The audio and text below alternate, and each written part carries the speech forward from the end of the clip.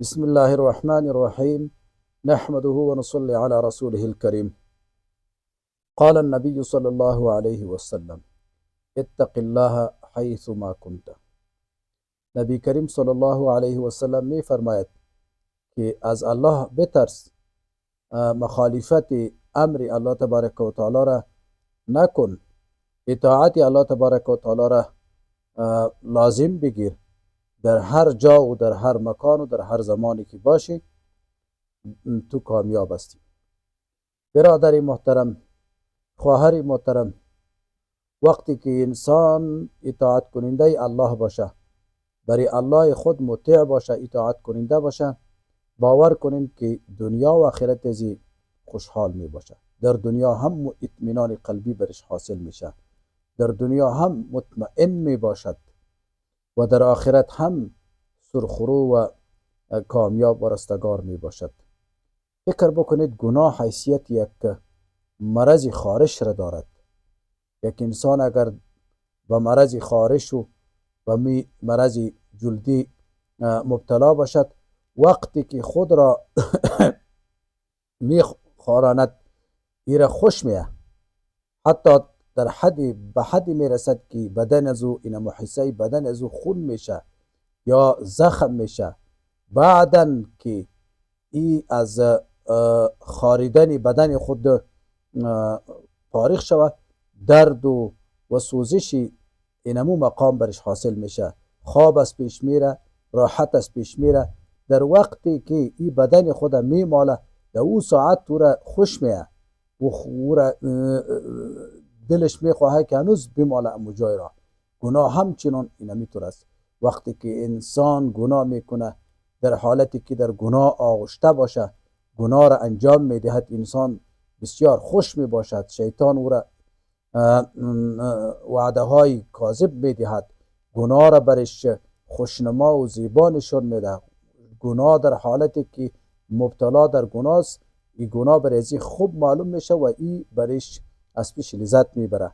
وقتی که گناه را انجام داد، وقتی که گناه در سر رسید، انسان که گناهگار شد، بعدن انسان پشیمان میشه و مایوس میشه، انسان خفه میشه. اینمو خرسندی و خوشحالی را که در حالت گناه برش حاصل شده بود از بین میره. چند گناه خفگان و نارامش و ناراحتی برش عارض میشه.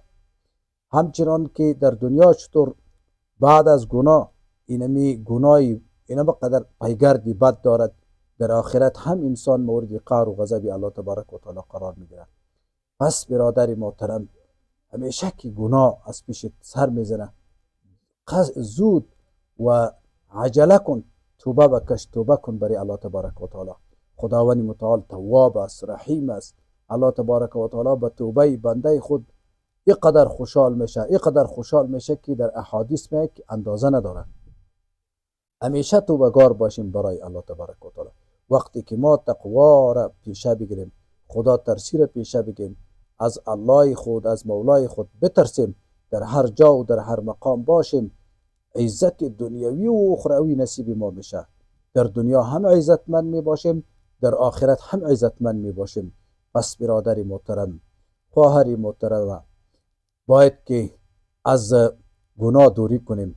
وقتی که یک کاری که بد کار از پیش ما میشه، زودی که توبه بکنیم به الله تبارک و تعالی، اعمال نیک را انجام بدهیم، اعمال صالحه را انجام بدهیم تا الله تبارک و تعالی از گناه ما تیر شود و ما را بخشش کنه و ما در قطار و در ردیف محبوب های خداوند متعال قرار بگیریم، در ردیف آن کسانی قرار بگیریم که آنها محبوب الله تبارک و تعالی است. خود محبوب الله جور کن. وقتی که تو محبوب الله تبارک و تعالی شوی، هیچگاه الله تبارک و تعالی نه در دنیا تو را آزار میدهد و نه در آخرت. الله تبارک و تعالی زندگی با عفت و با عزت و پر راحت و مطمئن را در دنیا هم نصیبت میکنه و در آخرت هم نصیبت میشه. برادر مسلمان، کوشش بکن، سعی بکن تا خدا الله خدا از خود راضی بکن، از قهر و غضب و از سخط خداوند متعال، از نارضایتی الله تبارک و تعالی در هر جا که باشی بگرز، خود را حفاظت کن، تقوا را پیشه بگیر. اول برای ما دعا کنین خداوند تعالی ما را اینمو در نیک آدم جور بکنه که چه قدم خودم میگم کدام الفاظی را که برای شما میگم اینمو اول از برای خود دعا بکنم که الله مرا عمل بده. باز کل کسانی که نمی سخنای مرا میشنوند الله کل گره در رحمت خود بپوشانه. السلام علیکم و رحمت الله و برکاته.